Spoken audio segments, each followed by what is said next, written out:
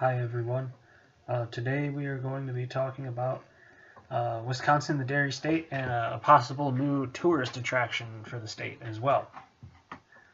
So, Wisconsin, as we know, it's known as the dairy state. It's commonly known across the country as the dairy state, but the state has a lot more to offer.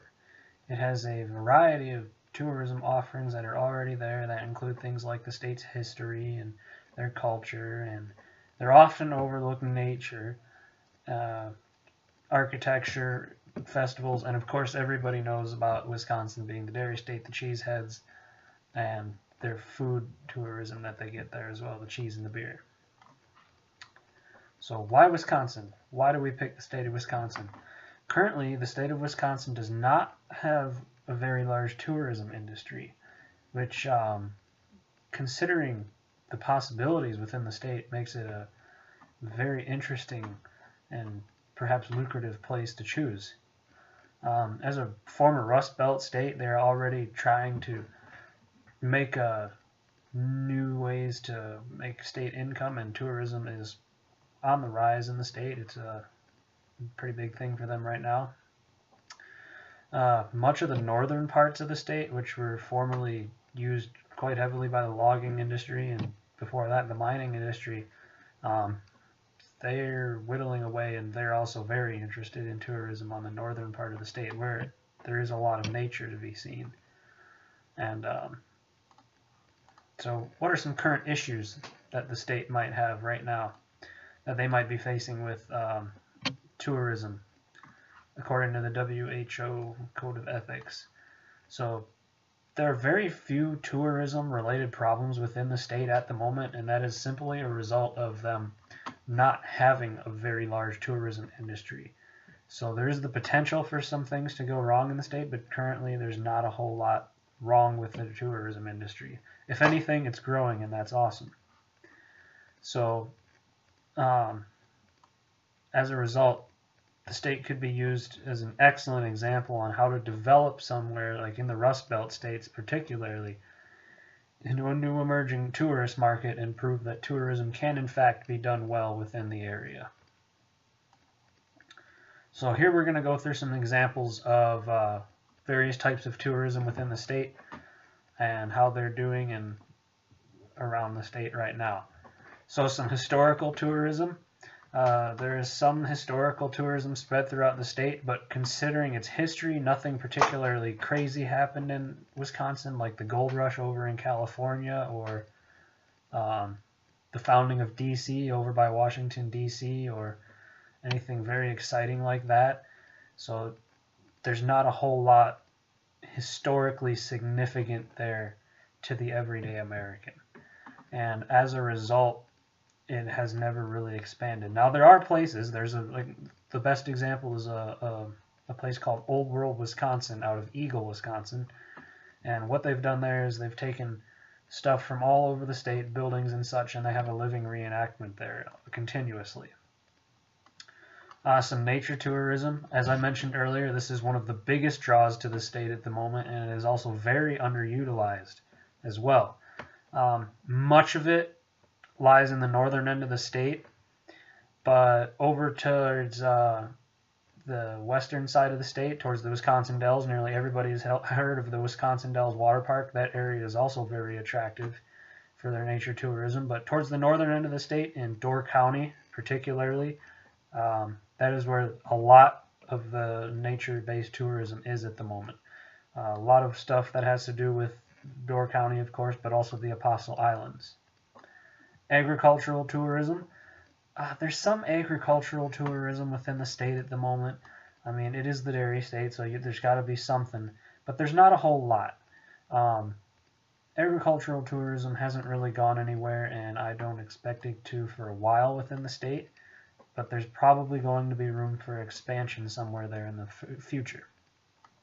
Food and beverage.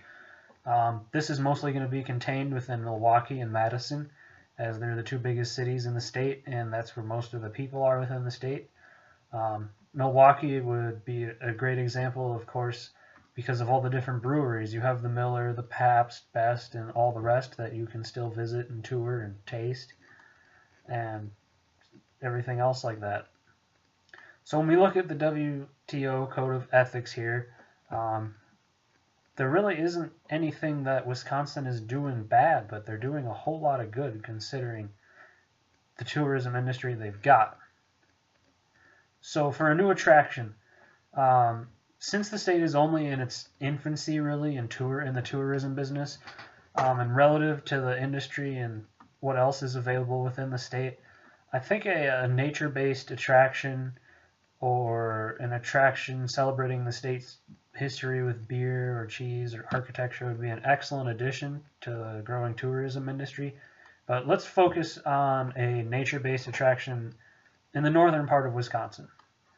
So I think a new nature destination in the rural Northwoods of Wisconsin would be an ideal place to put the new destination, preferably in an area around Vilas County in particular, would be preferable.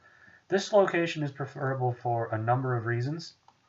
The area within Vilas County has a very wide variety of nature and activities.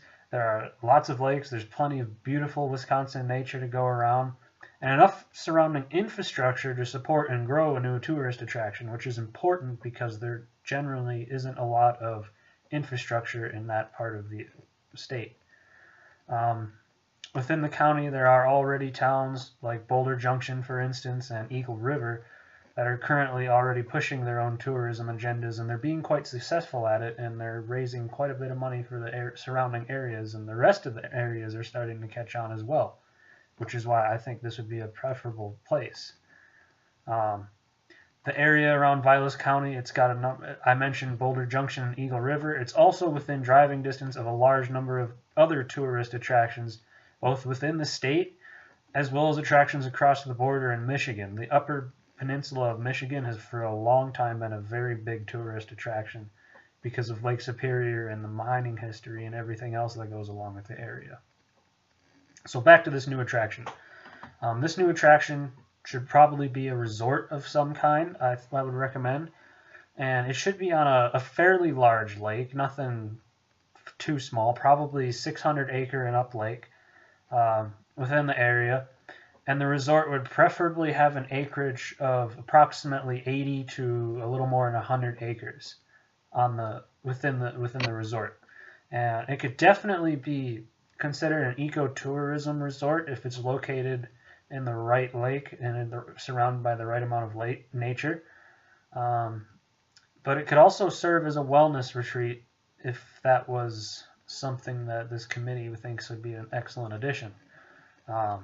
For activities at a resort such as this, the usual suspects such as boating, nature walks or trails, maybe some possible small boat sailing if the lake was big enough. That's an excellent attraction at the moment among other resorts.